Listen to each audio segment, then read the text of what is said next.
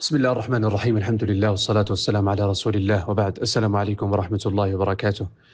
এখানে এক বইনে প্রশ্ন করেছেন, উনার বই নিয়ে একটা ভুল করেন, এই গুনাহটি করার পরে উনি তওবা করেন, এই তওবা করার পরে আবার এই গুনাহটি আবার করে ফেলেন, তারপরে আবার তওবাত করেন, উনার তওবাটি কবুল হবে কিনা।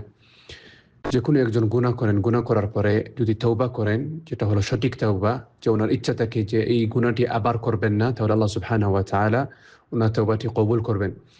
আর এই তওবা করার পরে আবার যদি গুনাহ করেন, তাহলে আবার আল্লাহ সুবহানাহু ওয়া তাআলার কাছে আবার ফিরত যাবেন, আল্লাহ সুবহানাহু ওয়া তাআলার কাছ থেকে আবার ক্ষমা চাইবেন।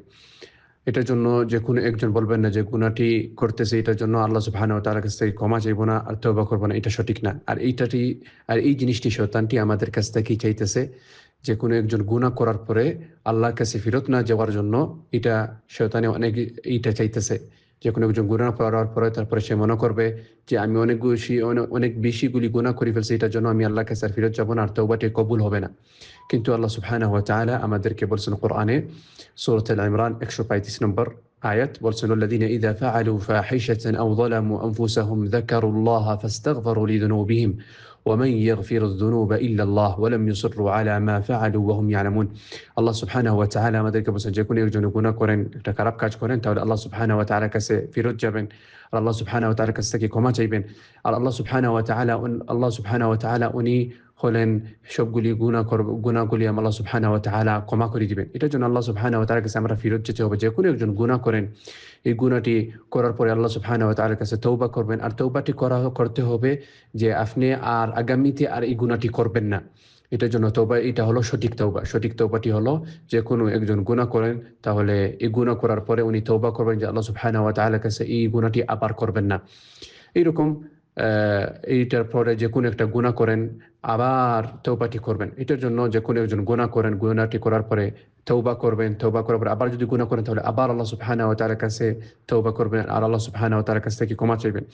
আর এটাতে একটা গুরুত্বপূর্ণ একটা বিষয়, যে কোনো একটা গুনাহ করি আল্লাহ সুবহানাহু ওয়া তাআলার কাছে থেকে আমরা ক্ষমা চাইবো। এটার সাথেও এই গুনাহটি না করার জন্য আল্লাহ সুবহানাহু ওয়া তাআলার কাছে দোয়া করব বেশি করে।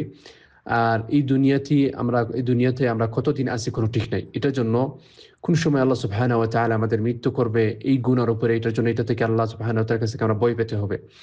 আর এরকম যে কোনো একটা গুনাহ থেকে আমরা দূরে থাকতে হবে। আর আল্লাহ সুবহানাহু ওয়া তাআলার কাছে সবসময় বেশি করে দোয়া করব, সুজুদি হক অথবা উইতরের নামাজের শেষে যেটা হলো দোয়া আল কুনুত।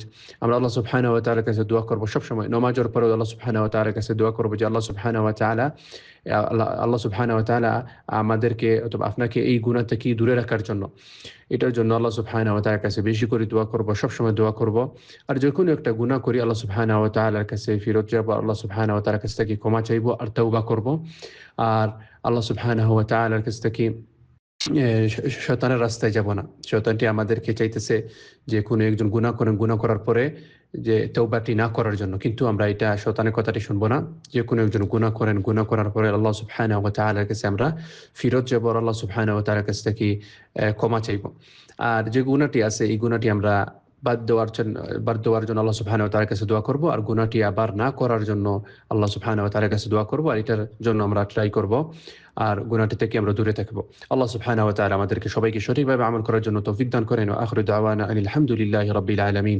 ওয়া সাল্লাল্লাহু ওয়া সাল্লাম আলা নাবিয়িনা মুহাম্মদ ওয়া আলা আলিহি ওয়া সাহবিহি ওয়া সাল্লাম।